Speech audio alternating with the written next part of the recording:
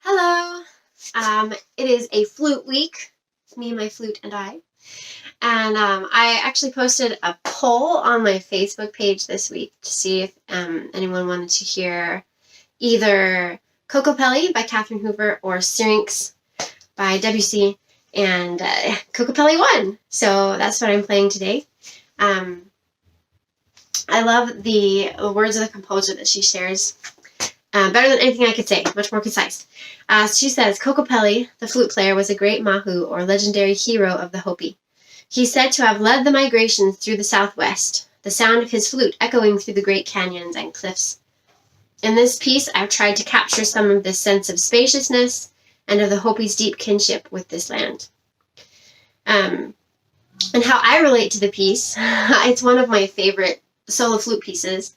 And maybe this is why. So I grew up in Oklahoma. Obviously a big Native American presence there. And I'm not Native American at all. But it has a big place in my heart because I have memories growing up of going to like festivals and seeing the beautiful costumes and hearing the amazing music and the dance and the food. And I love that culture. I think it's beautiful. And also, I have this fun memory of my family. Probably when I was about 6 years old, we went on a road trip from Oklahoma to Utah, where I have lots of family. And we went through Arizona.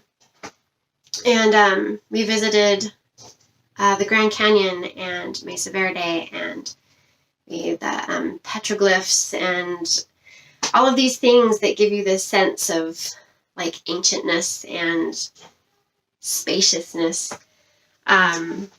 Anyway, so those are the things that I kind of see and feel when I think of Kokopelli and play this music, and I hope that you enjoy.